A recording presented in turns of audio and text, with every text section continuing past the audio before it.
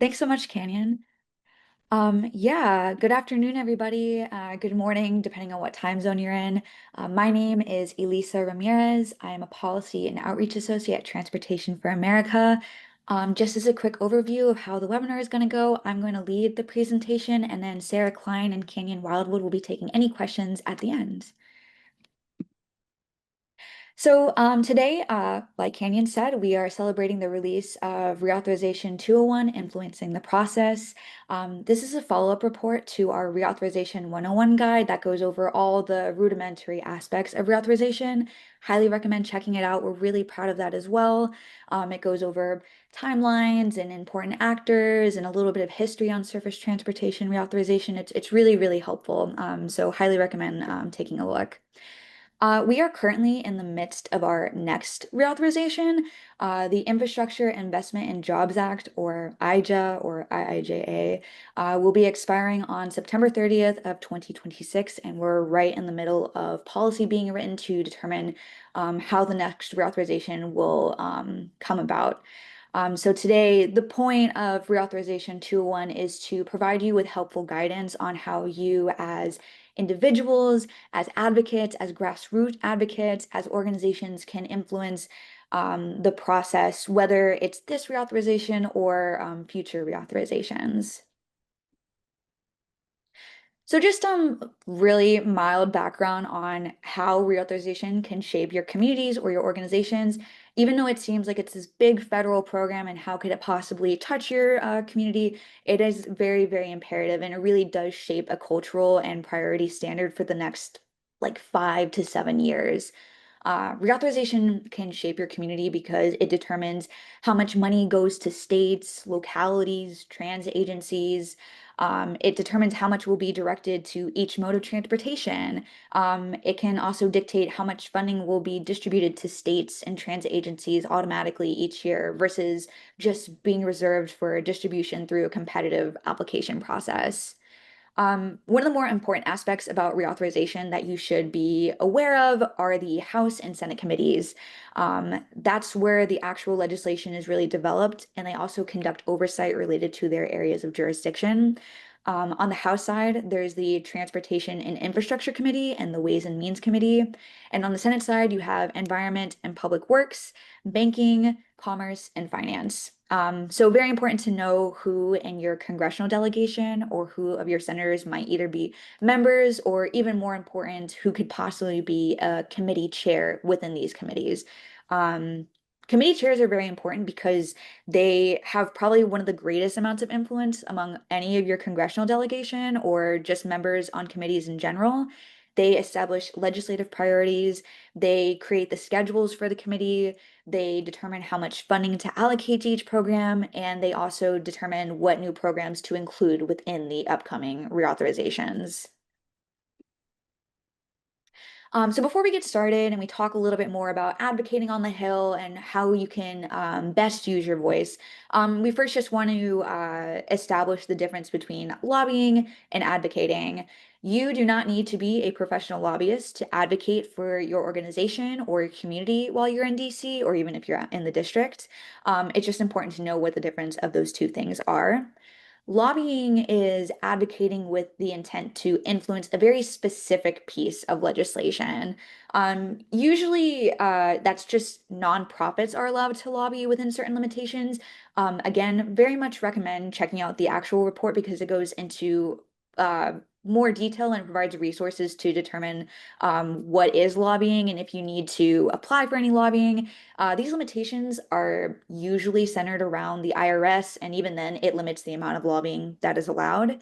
But advocating is much broader and it's intended to influence public opinion, public policy, the opinions of offices, and that's what most of us are all really familiar with.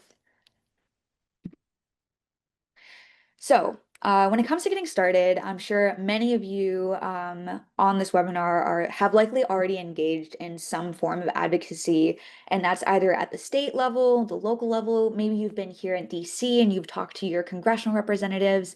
But the point of the Reauthorization 201 report is to help you with just some guidance, best practices, how to address your community's needs, and how you can do that within the context of surface transportation reauthorization. So, general guidance, first and foremost, you need to identify what those transportation issues are that your organization is trying to tackle, that your community is trying to fix. An example could be my state DOT is not fixing the roads in my downtown, but they're building more corridors in my already choked up downtown. The second guidance principle is to identify policy solutions that actually address those issues.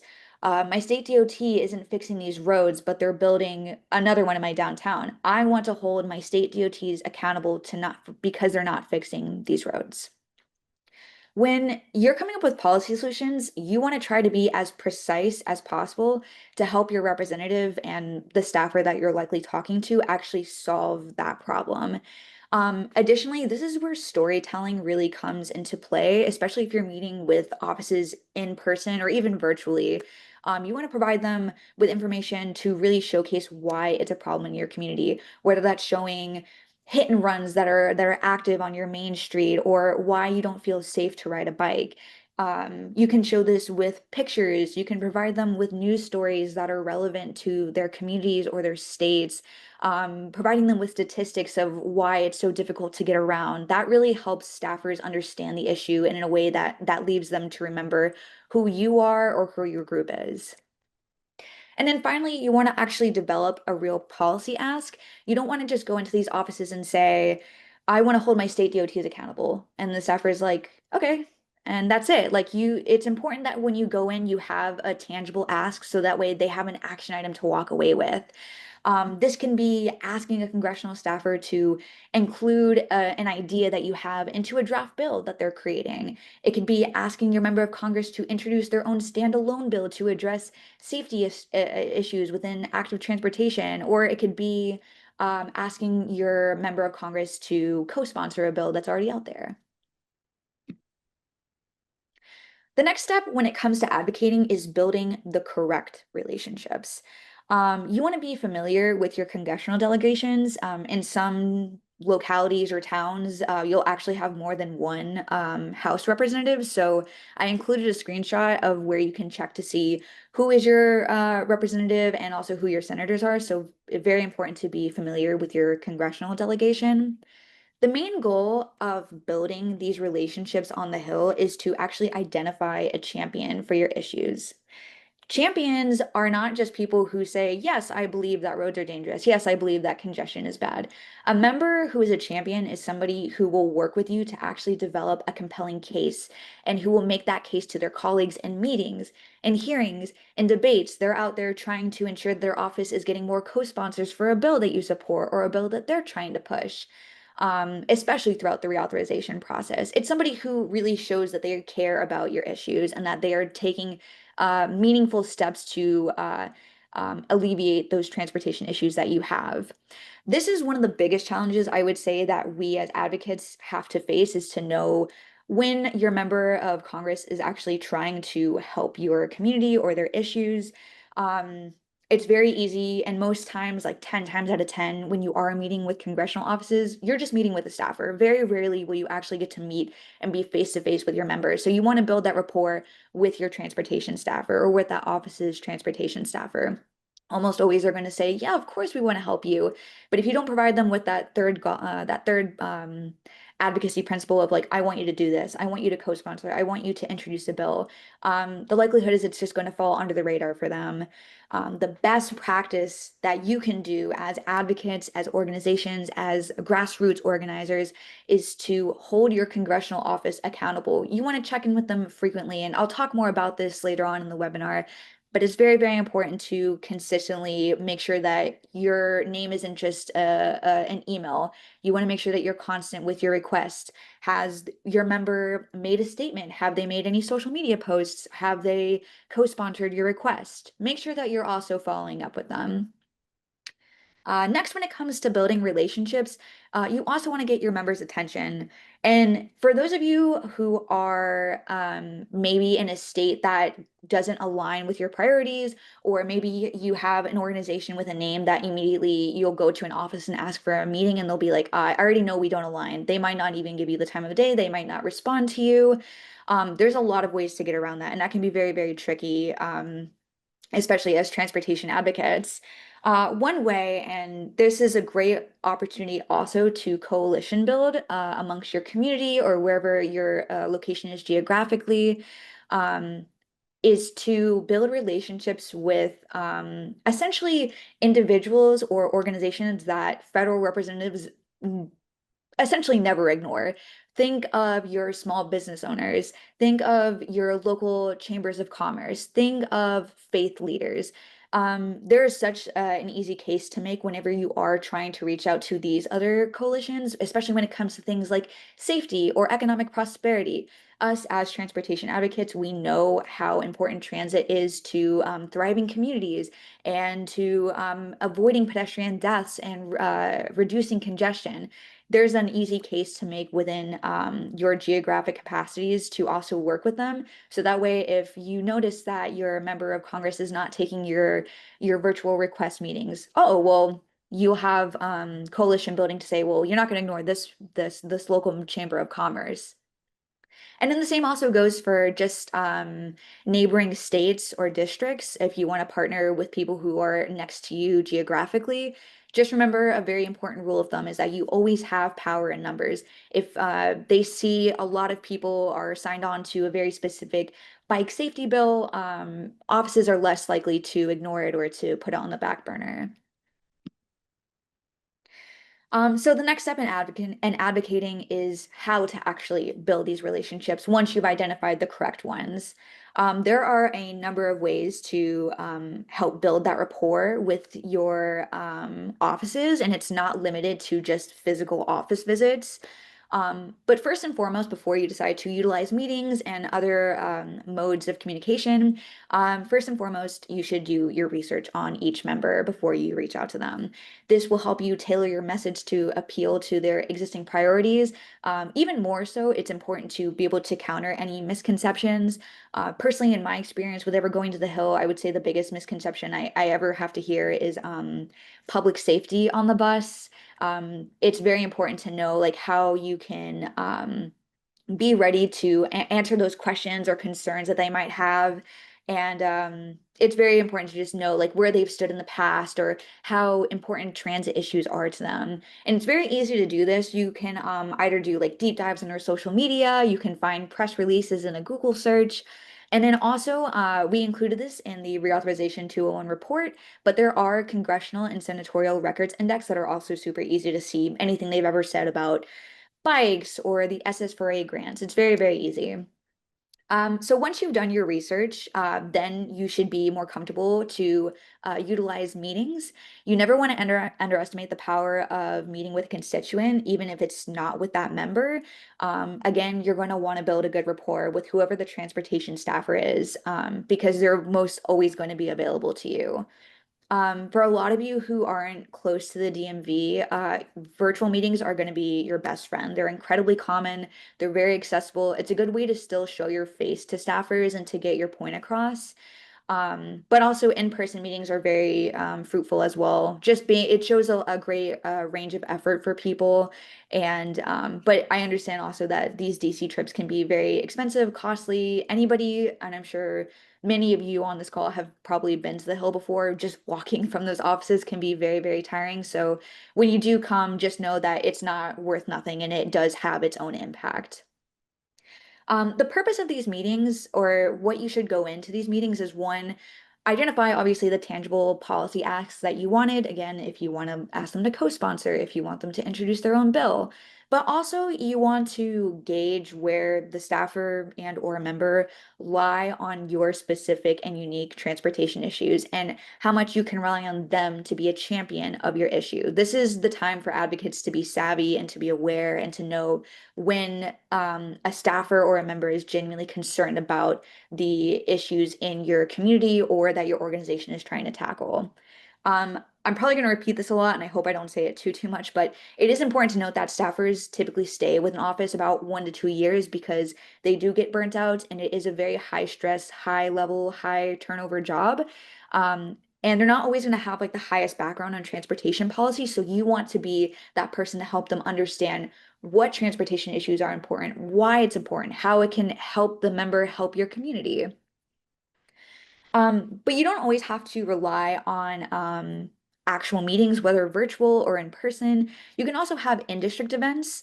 You can invite your member to district events like ride-alongs or community events, town halls, events where you can table your organization or your community's needs.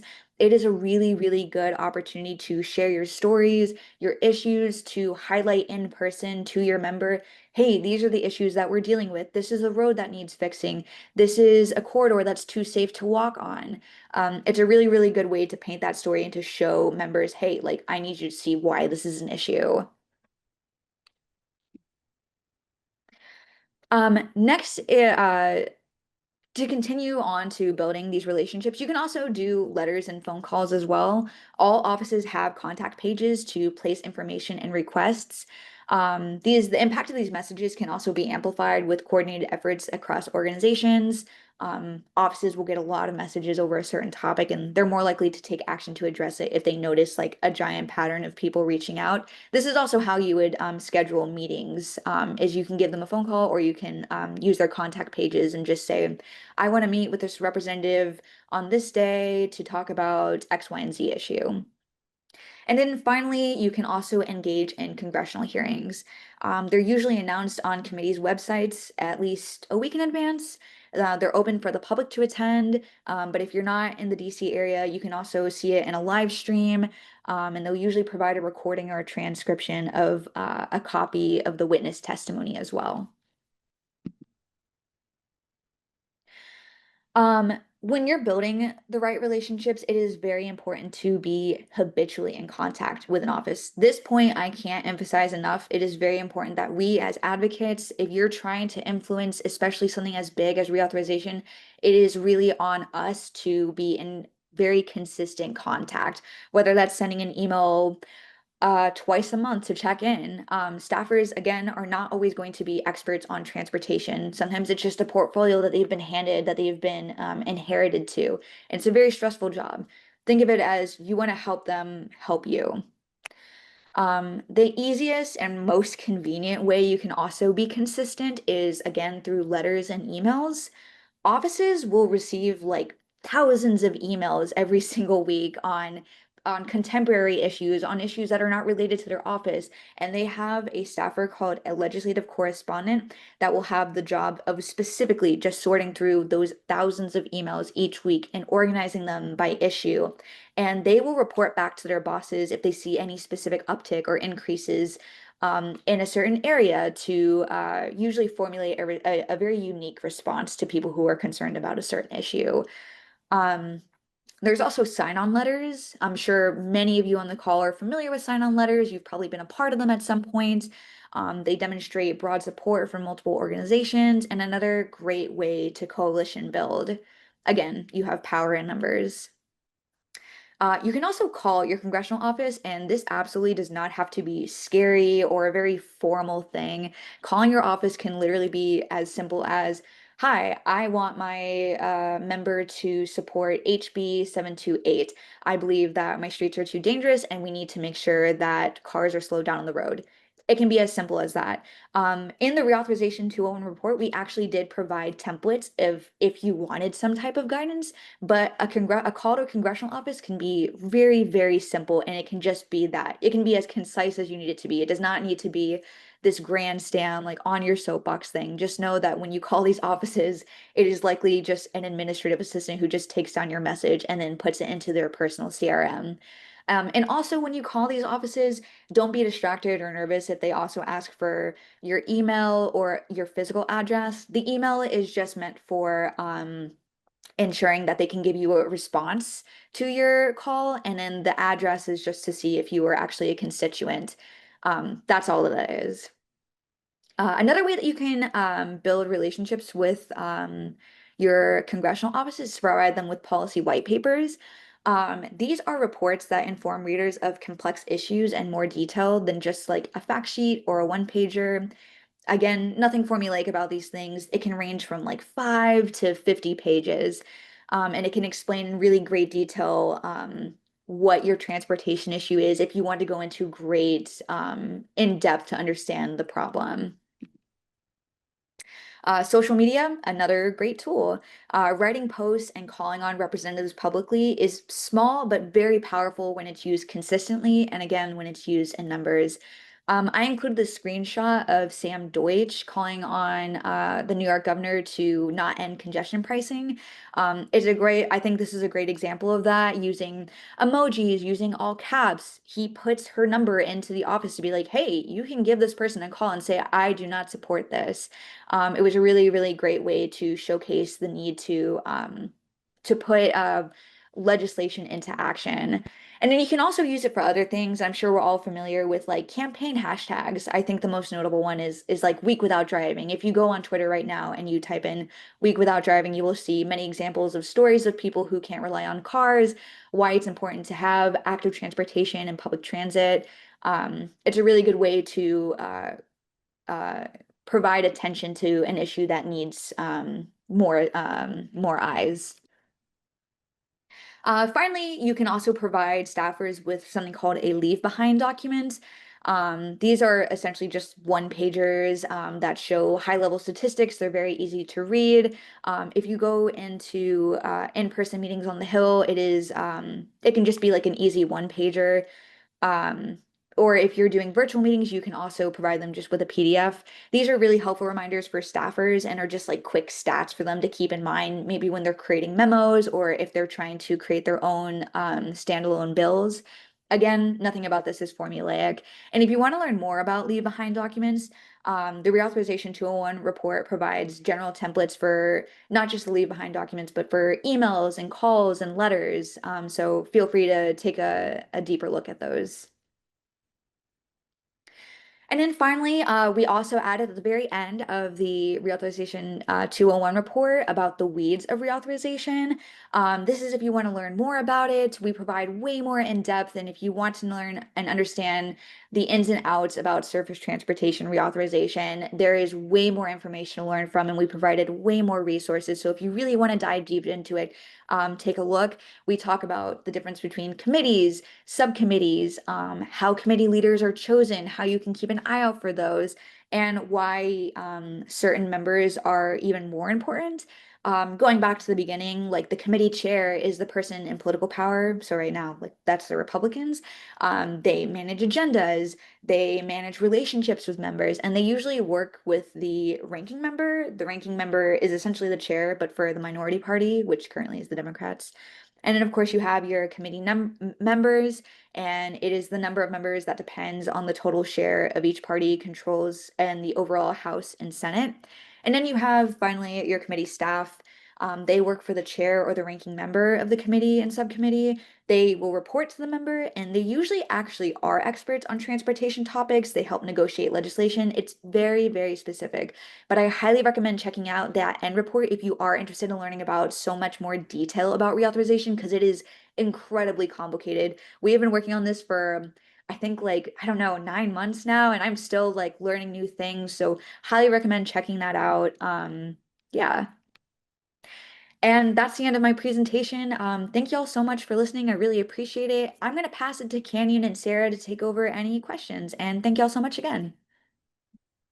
Elisa, thank you so much. That was so incredible and awesome. And I agree with you that this 9-month journey has been super informative, and every day I learn more about in the weeds of reauthorization.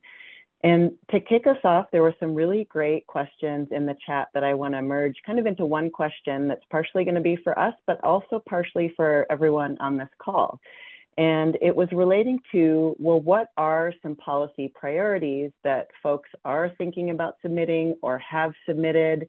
And what is the best mechanism for submitting them, knowing that you maybe can or cannot get a meeting, and maybe you do or do not want to post it on social media?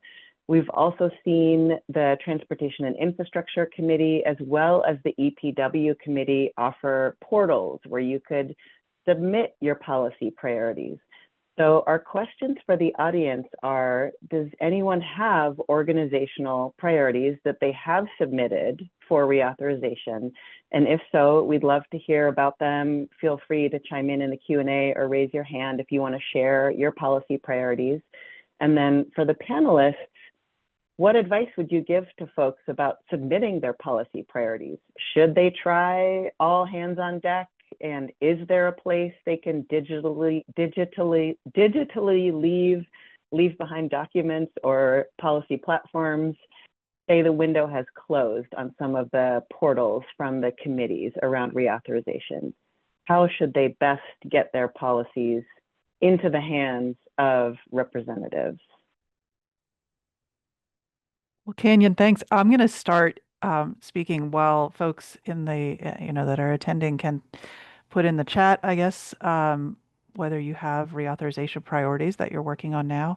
But just in terms of some of the technical issues with submitting these things, as Canyon mentioned, both the committees of jurisdiction in the Senate and the House had formal portals open for stakeholders or members of Congress to submit their reauthorization priorities this spring. Yes, those portals have closed, but no, that is not the end of the discussion. So you can still submit your priorities to members of Congress. And as Elisa was saying, you want to target them to your representatives because they're the ones who are going to be the most responsive to your concerns as a constituent for them. The technicality of it includes all the kinds of ways that Elisa was talking about. Emailing, and I saw that there was a question in the Q&A about it's harder to find people's emails. Yes, that is true. Using the contact forms can still be effective because those still go to the people in the office who are responsible for dealing with those issues. So they will see that. You can also call the office and ask, what is the best way to do this? You can use social media. You can approach the local office, which is potentially an easier thing to do. Each member of Congress has a district office or multiple state offices if they're a senator. And approaching those offices is sometimes a little easier because, first of all, if you're close, you can go in person and you can call them, and they really do have a mission to be responsive to their constituents. So hopefully they can give guidance on how to submit those things. But all of these mechanisms are still valuable. Canyon, let me turn it back to you. I see there's some other questions. Great. Thank you so much, Sarah. That was a great answer. And flagging for folks that there's a couple policy priorities that have been added to the chat. So definitely take a look at those. We've got Bike Walk KC and then Rails to Trails, both added their links. So that would be a couple good examples to show. So there's a few different good questions here. I'm going to start for one about T4A's policy priorities, specifically the Fix It First one. I think this is a really interesting question. And would it make more sense for a lot of groups to kind of get behind the same policy priorities? So does it make sense, for example, for us all to be advocating to prioritize fixing roads and bridges before sort of adding in new things or wiring our collective hands around things like bike trails, buses, sidewalks, and other priorities? So that's a question, I think, for T4A, but I'd add a kind of second layer to this question, particularly as it relates to reauthorization. Is the sort of fix it first framework enough, or do you have to actually be more specific when we're talking about bills and reauthorization to say exactly which components we're talking about? Are we talking about formula funds? Are we talking about discretionary? Are we talking about a certain pavement condition and index? Or is it okay to have these broad kind of visionary sort of frameworks as policy priorities? Yeah, I think that's a great question, Canyon. And we actually are going through right now, Transportation for America is going through a blog series explaining our reauthorization policy proposals. Again, I think we can link that in the chat too. And it goes into great detail explaining each of those things. I think both can be helpful, but I think specifically it helps to provide very specific, tangible asks for things. So, for example, one of our reauthorization proposal ideas are actually modeled after our three principles. One is fix it first, one is invest in the rest, and the other is safety over speed. But we explain in great detail for not just all of them, but in like different subsections of how to actually address those areas, how reauthorization can shape them. Specifically, for example, the last reauthorization blog that I just worked on was Invest in the Rest, and specifically about transit-oriented development and how reauthorization can impact that through value capture. How do we include value capture into reauthorization and how that can specifically be spelled out? On one hand, Canyon, I think like the general sentiments have their own place just to give honestly just to spread the word and to understand hey, like in a very broad sense, this is what's wrong with our federal transportation system. We need to fix the roads before we build any more. We need to make sure that it is safe to use the roads in a myriad of ways that aren't just about making sure a car goes really fast, and we need to ensure that we have a myriad of transportation options for like a very general group of people who are not like us policy wonks. Like I think that definitely has its place just to show um, hey, like this is what in general we need to fix about reauthorization. But then we have our, of course, policy priorities that are very, very specific of like, okay, we need to fix the roads first. How do we do that? We need to hold state DOTs accountable. And until they can show that they can maintain these roads, then you can build more and then we'll withhold federal funding. We can't just give people more money if they're just going to build roads they cannot maintain. So definitely yes to both. I think I lean more to the part towards the policy side because it provides like tangible asks. But I think they both have their own play. Yeah. Yeah, that makes a lot of sense. And there's a great question in the Q&A that's a follow-up to this, which is, how would you suggest we define our policy priorities without actually having a lot of guidance from the new administration about essentially what their priorities are or what they're willing to tolerate in terms of submissions? I'll go ahead and jump in on that one. I think that is a great question that every organization is struggling with a little right now because we have an environment in which um, Congress may not be receptive to a lot of the things that we'd like to see. So, do we put out the big ideas for reform and for transportation justice that, we all would like to see, or do we try to sort of moderate them to make them more palatable and bipartisan? Uh, Especially when we have an administration that is giving some indication of some of their priorities. They're looking at some of the grants and taking out things that are related to climate equity, bicycle infrastructure, et cetera. So we've got some indication. Ultimately, I think the question of what is the right, I don't think there is an answer to what is the right approach. I think for some organizations, it's it's mission. Your mission is to put out those big asks, even if it's unlikely that they're going to be accepted in full. Um, for others, are they going to look more at how can we make incremental progress? And I think that's a question that each organization is just going to kind of have to resolve based on who your own constituents are, what work you do. I think it's valuable for all of us, and I know everybody that I work with is doing this, to think through, okay, what do we really want to see? Are there ways to express that in a way that's going to be more acceptable to the administration? So we've been talking about fix it first in the chat a bit as a really important priority that many of us support. If we go into it and say, well, we really need to fix our roads because these bad roads are having all these, terrible climate impacts, that may be true, but that's not the messaging that's going to be most acceptable to many of the people we're trying to influence here. If we go in and we say all these bad roads are causing people who drive to waste money on car repairs, that might be a message that is actually going to be more accepted. So I think there will be a strategic question of how bold to be in your asks. Um, but in addition, we should be thinking about how can we make these resonate with more members of Congress, make them into household budget issues, safety issues, as has come up in the chat, etc. That was a little bit rambly. I'll turn it back to others. Oh, I thought that was great, Sarah. I'll just chime in and add, sometimes it's great to think about what are the priorities that are in your communities, or what are the projects that have really benefited your communities. For example, Reconnecting Communities was a new discretionary program that really impacted a lot of communities and really addressed or tried to address some racial disparities and some harm that has been caused by freeways and freeway expansion.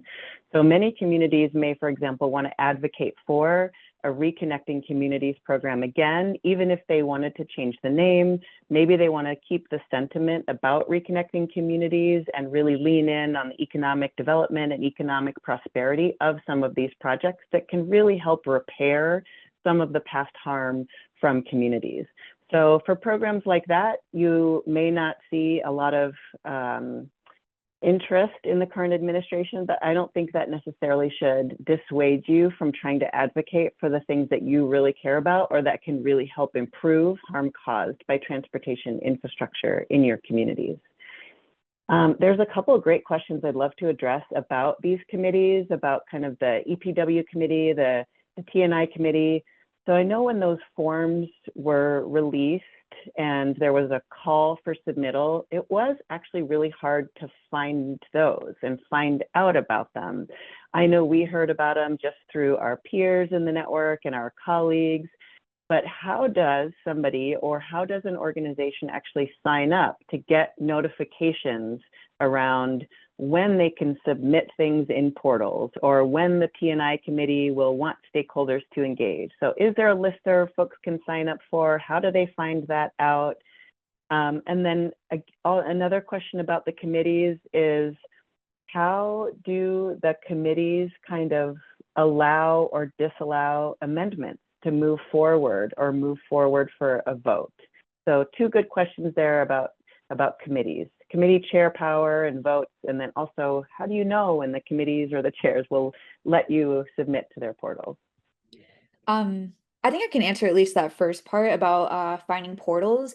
I think that really does go into kind of the investment of reaching out to those contact pages and getting meetings initially. Back in one of my slides, I had shown like, oh, like if you want to contact for a meeting request, that's how you can do it. It's just like on those web pages and just ask for a virtual request, because that's how I was able to get access to those portals. Like I had noticed that, and this was like several weeks back, but I was doing my run of like hill visits, and I noticed that I had like maybe like 6 visits for different congressional offices, that each one of those offices had reached out and they're like, "Oh, do you want to insert to our portal?"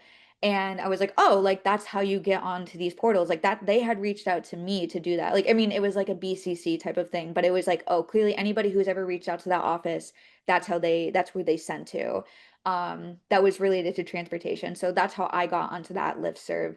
And also, the whole thing whenever it comes to the portals is that they also ask for things differently. Kind of going back to that original question you asked me, Canyon, about to be broad or to be vague. Some of them will ask, like, do you have specific legislative language that you want to add into these portals?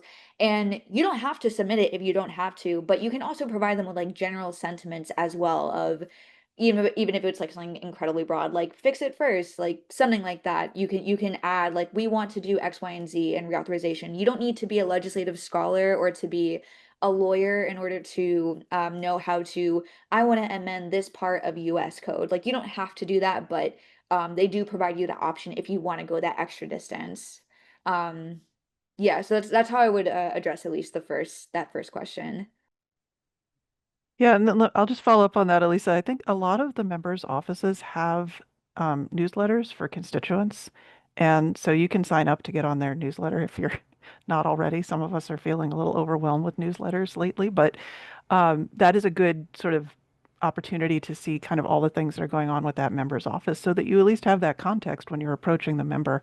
Another thing is for those of you that are um, for many of us, there's like national organizations that either have membership or are available, have newsletters like Transportation for America and PolicyLink. I don't know if there's a PolicyLink newsletter or whatnot, but these national organizations are sort of have staff who follow this stuff. And so if you're, you know, able to kind of get on a newsletter from some of these national organizations, or for those that are local government entities, I saw that there are some, like the National Association of MPOs or regional councils. Some exactly, seeing some in the chat.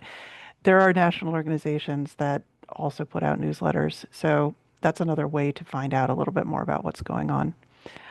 In terms of sort of how the committee chairs manage the process, that is a really interesting question because it changes a little bit as the committee chairs change. Each chair has their own style that they might put into place.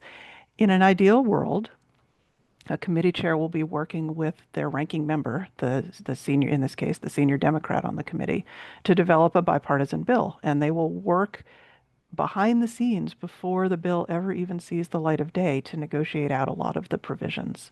Um, the and then there was a question about amendments later on.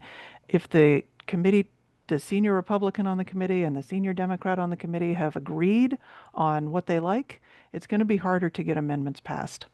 So this is one of the reasons why in the Reauthorization 201 guide, we have said very strongly that the best time to influence reauthorization is before these committees have even put their bills out for publicly. So this time right now that we're in, before we even exactly really know what the committee's priorities are, is the right time to be doing advocacy.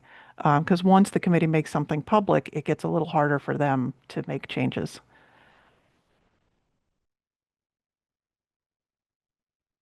Those are really great. Thank you, Sarah. Thank you, Elisa. Morphing a couple different questions. Any advice for rural advocacy versus urban advocacy? So again, I'll jump in on that. This is a very interesting area that I think finally people are really at the federal level, in the nonprofit community. I think people are really recognizing that rural issues in America are kind of their own category of things. They're not just like smaller versions of urban areas. And we need to actually look at what the issues are in rural areas, access to healthcare, location of jobs. The distances are just tremendously different than they are in urban areas. So there's a lot of really important issues that should be addressed in the context of the reauthorization.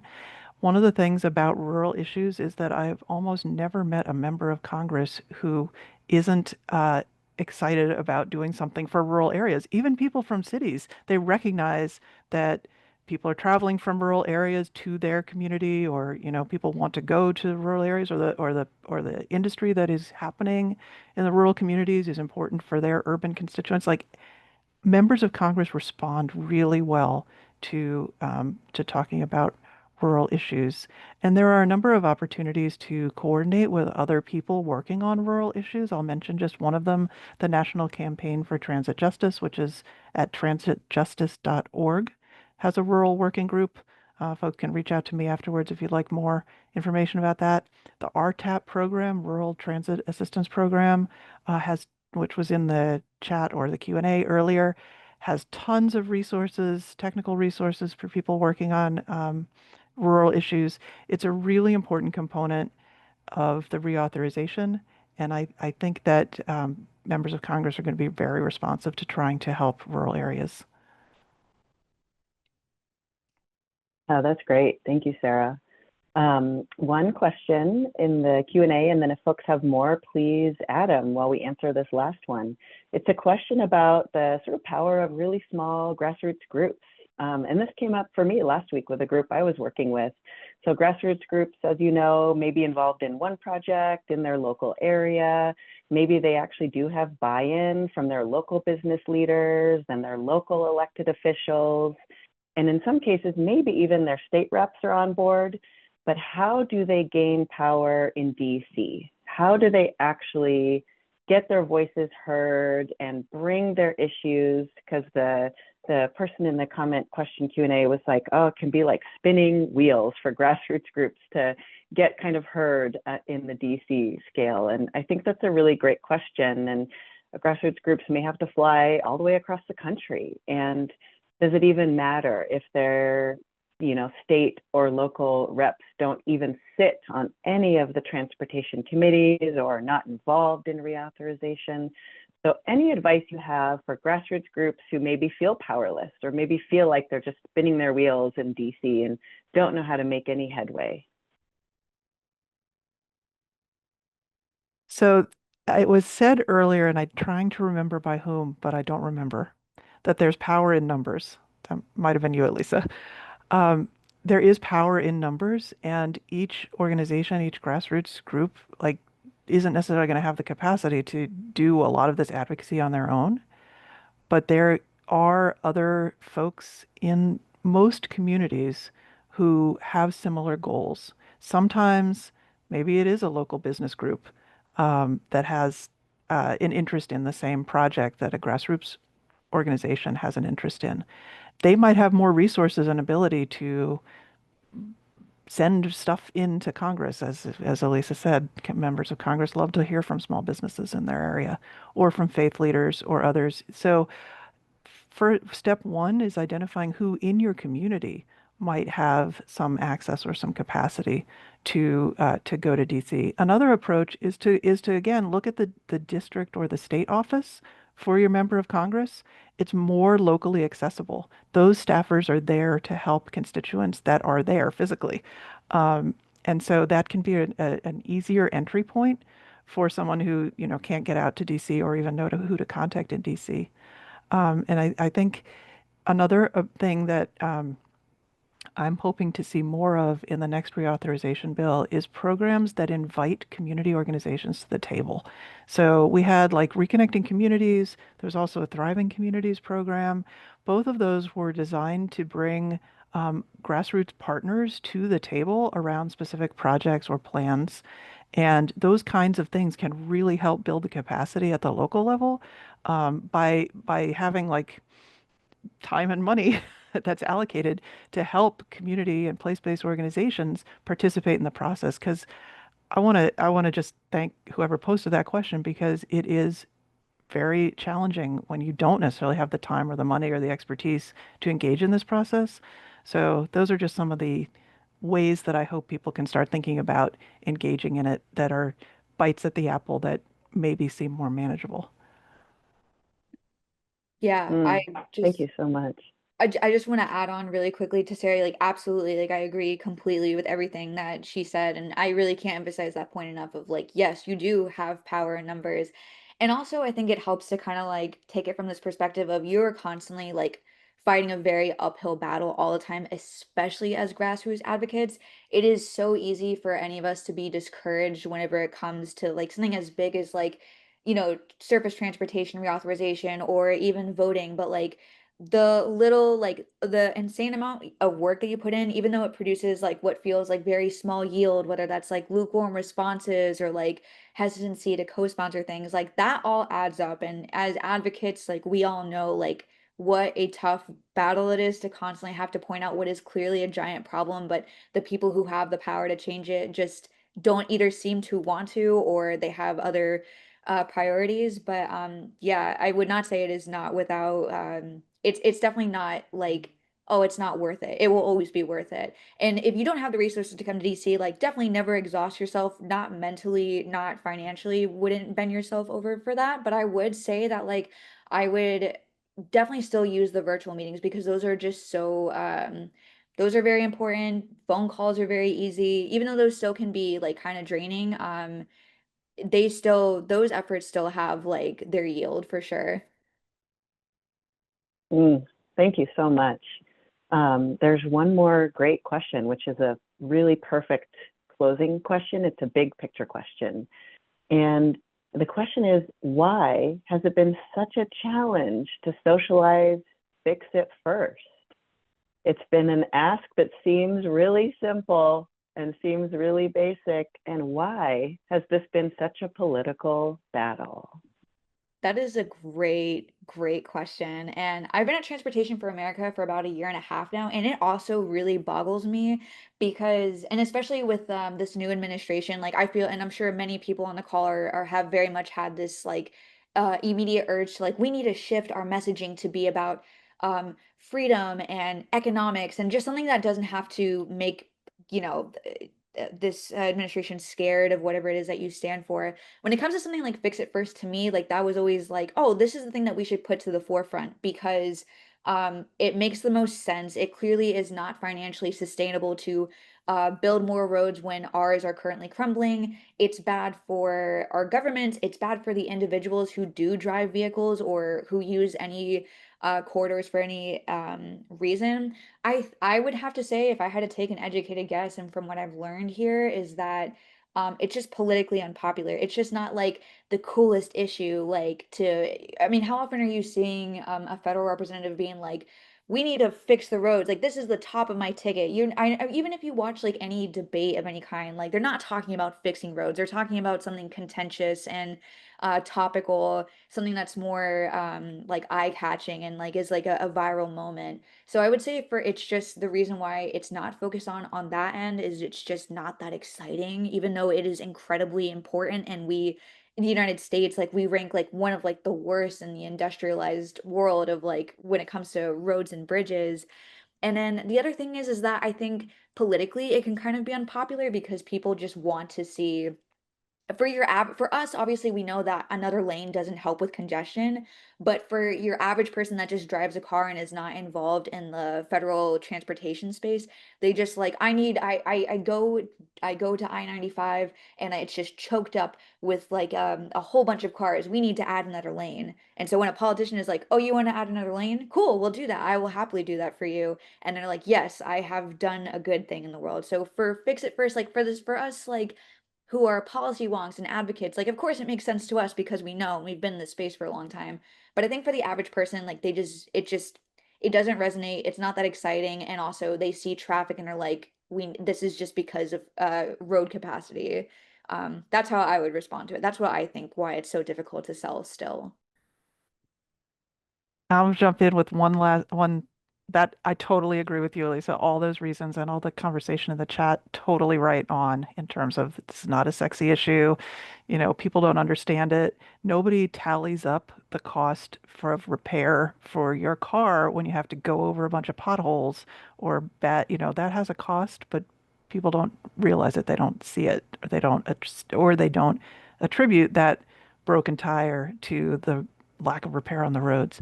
So all those things. One other thing that I'll just mention about the federal transportation program is that it's a constant tension between the federal government and the state governments. So it's a partnership between federal government and state departments of transportation, but primarily it's like federal funding with a few strings attached, but most of the decisions are made by state departments of transportation.